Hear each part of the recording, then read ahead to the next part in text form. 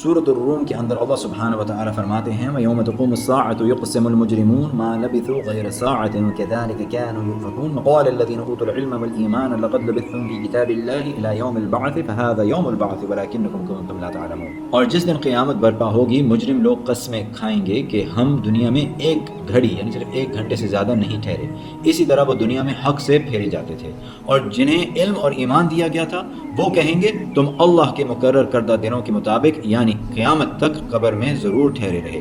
یہی قیامت کا دن ہے لیکن تم دنیا میں جانتے ہی نہیں تھے. ہم میں سے پچھلی جنریشنز کا یہ تجربہ ہے کہ شیطان کچھ لوگوں کے پاس اس کے لوڈ ونز کی فارم میں آتا ہے اور ان کو مشورہ دیتا ہے کہ وہ کسی اور ریلیجن کو فالو کریں اور جن کے لیے اللہ سبحانہ و تعالیٰ نے یہ لکھا ہوا ہے کہ وہ اس ریلیجن سے ڈیویٹ کریں گے وہ ڈیویٹ کر جاتے ہیں. البراء ابن عازب رضی اللہ عنہ کی طرف سے ایک روایت ہے کہ رسول اللہ صلی اللہ علیہ وسلم نے فرمایا کہ جب کوئی مومن اس دنیا سے رخصت ہو کر آخرت کی طرف منتقل ہونے لگتا ہے تو فرشتے آسمانوں سے نیچے آتے ہیں اور ان کے چہرے سورج کی طرح سفید ہوتے ہیں اور وہ اپنے ساتھ جنت سے کفن اور خوشبوئیں لے کے آتے ہیں جنت سے اور وہ اس کے سامنے بیٹھتے ہیں as far as the eye can see. پھر موت کا فرشتہ آتا ہے اور اس کے سر کے قریب بیٹھتا ہے اور کہتا ہے اے مطمئن سول او پیسفل سول اللہ کی مغفرت اور رضا میں باہر آؤ. پھر وہ اتنی آسانی سے جسم سے باہر نکلتا ہے جیسے کسی جگ کے منہ سے پانی کا قطرہ نکلتا ہے اور پھر وہ اس سول کو لے لیتے ہیں. اور جب کوئی ڈس بلیونگ سلیو اس دنیا سے رخصت ہو کر آخرت کی طرف موو ہونے لگتا ہے تو فرشتے آسمانوں سے نیچے آتے ہیں اور ان کے چہرے کالے اور سخت ہوتے ہیں اور وہ دوزخ سے ایک بوری لے کے آتے ہیں اور وہ اس کے سامنے آٹ کے بیٹھتے ہیں as far as his eye can see. اور پھر موت کا فرشتہ علیہ السلام آتا ہے اور اس کے سر کے قریب بیٹھتا ہے اور کہتا ہے او ایول سول اللہ کے غصے اور غضب میں باہر آؤ. اور پھر اس کی روح جسم کے کونوں میں چھپنے کی کوشش کرتی ہے اور اس کو گھسیٹا جاتا ہے جس طرح سلاخیں گیلے اون سے کھینچی جاتی ہے جس طرح آئرن سکیور ہکس سمیت ویٹ وول سے کھینچا جاتا ہے. اور اسی حالت میں اس کی باڈی گھر سے لے جائی جاتی ہے اور اس کو قبر میں دفنا دیا جاتا ہے اور اس کی باڈی کے اوپر مٹی ڈالی جاتی ہے. اور ابو ہریرہ رضی اللہ عنہ کے مطابق جب کسی مومن کی روح اس کے جسم کو چھوڑتی ہے تو دو فرشتے اس کو اوپر لے کے جاتے ہیں اور آسمانوں کے انہیبیٹنٹس کہتے ہیں کہ یہ ایک اچھی روح ہے جو دنیا سے آئی ہے اور وہ دعائیں دیتے ہیں کہ اللہ برکت ڈالے اس میں اور جس جسم میں وہ رہا کرتی تھی. اور پھر وہ روح اپنے رب کے پاس پیش کی جاتی ہے جو حکم دیتے ہیں کہ اس کو اس کی منزل تک پہنچایا جائے اور ہر فرشتہ چاہے گا کہ اس کے دروازے سے اس کو داخل ہونے کی اجازت دی جائے. لیکن جب کافر کی روح اس کا جسم چھوڑتی ہے تو آسمانوں کے انہیبیٹنٹس کہتے ہیں کہ یہ ایک خبیث روح تھی جو دنیا سے آئی ہے اور اس کے بارے میں کہا جاتا ہے کہ اس کو اس کی منزل تک بھی پہنچایا جائے. اور ہر فرشتہ چاہے گا کہ اس کو اس کے دروازے سے داخل ہونے کی اجازت نہ دی جائے اور اس کی روح کو جنت کے دروازوں تک لایا جائے گا لیکن اس کو داخل ہونے کی اجازت نہیں ملے گی اور اس کو ایک اونچی سطح سے نیچے پھینکا جائے گا. اللہ سبحانہ و تعالیٰ سورۃ الحج میں فرماتے ہیں وَمَن يُشْرِكْ بِاللَّهِ فَكَأَنَّمَا خَرَّ مِنَ السَّمَاءِ فَتَخْطَفُهُ الطَّيْرُ أَوْ تَهْوِي بِهِ الرِّيحُ فِي مَكَانٍ سَحِيقٍ. اور جو کوئی اللہ کے ساتھ کسی کو شریک کرے تو ایسا ہے کہ وہ آسمان سے گر گیا ہو اور چڑیوں نے اس کو کہیں سے چھین لیا ہو اور ہوا نے اس کو کسی دور جگہ پھینک دیا ہو. پھر اس کی روح اس کے جسم میں واپس لوٹائی جاتی ہے. تب اس کے پاس دو فرشتے آتے ہیں اور اسے بٹھا کر اس سے پوچھتے ہیں تمہارا رب کون ہے؟ وہ جواب دیتا ہے میرا رب اللہ ہے.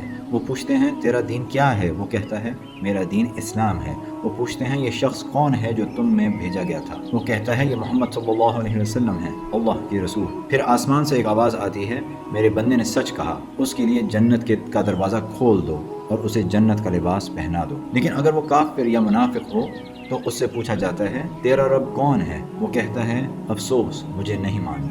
وہ پوچھتے ہیں تیرا دین کیا ہے؟ وہ کہتا ہے مجھے نہیں معلوم. وہ پوچھتے ہیں یہ شخص کون ہے جو تم میں بھیجا گیا تھا؟ وہ کہتا ہے مجھے نہیں معلوم. پھر آسمان سے آواز آتی ہے اس کے لیے جہنم کا بستر بچھا دو جہنم کا دروازہ کھول دو. پھر قبر اس پر تنگ کر دی جاتی ہے یہاں تک کہ اس کی پسلیاں یعنی اس کی ربز آپس میں گڑ جاتی ہیں لاک ہو جاتی ہیں. اور جب مومن کی قبر وسیع کی جاتی ہے تو پھر ایک آدمی اس کے پاس آتا ہے جس کا خوبصورت چہرہ ہوتا ہے اور بہت اچھے کپڑے اور اچھی خوشبو کے ساتھ اس کے پاس آتا ہے اور وہ اس کو آنے والی خوشخبریاں سناتا ہے جس کا اس کو وعدہ کیا گیا تھا.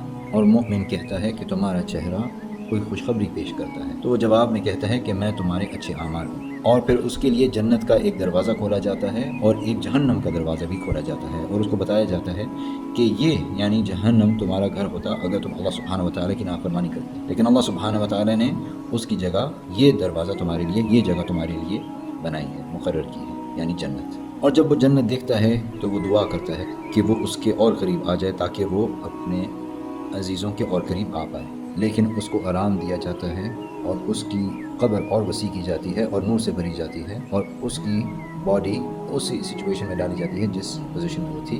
لیکن کافر کے پاس ایک آدمی بڑی بدصورت شکل کے ساتھ اور برے کپڑوں کے ساتھ اور بری بدبو کے ساتھ آتا ہے اور وہ اس کو ایک تکلیف دہ صورتحال کی خبر سناتی ہے جس کا اس کو وعدے کیا گیا تھا. وہ پوچھتا ہے کہ تم کون ہو؟ ایسے ہے کہ تمہارا چہرہ کوئی برائی پیش کر رہا ہے. تو جواب میں کہتا ہے کہ میں تمہارے برے اعمال ہوں. اللہ کی قسم میں تمہارے بارے میں صرف یہ جانتا تھا کہ تم اللہ کی فرما برداری میں سست تھے اور نافرمانی میں تیز تھے. اور پھر اللہ سبحانہ وتعالیٰ اس پہ کسی ایسی مخلوق کو مقرر کرتے ہیں جو نہ دیکھ سکتی ہے نہ سن سکتی ہے نہ بول سکتی ہے اور اس کے پاس ایک بہت بڑی آئرن کی راڈ ہوتی ہے لوہے کی راڈ ہوتی ہے جو ایک پہاڑ کو بھی مٹی کی طرح بنا دے ریڈیوس ٹو ڈسٹ اگر وہ اس پہ ماری جائے.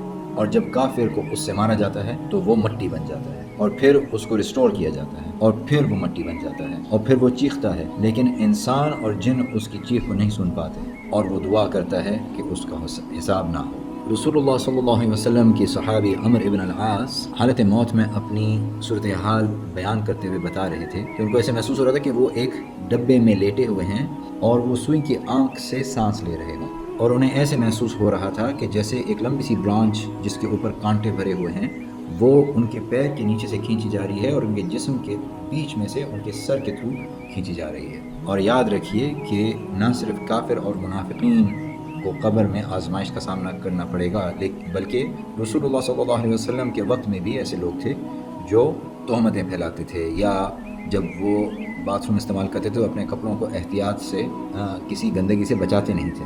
اور عثمان بن عفان رضی اللہ عنہ کے بارے میں ہے کہ انہوں نے رسول اللہ صلی اللہ علیہ وسلم سے سنا کہ انہوں نے قبر سے زیادہ خوفناک کوئی چیز نہیں دیکھی.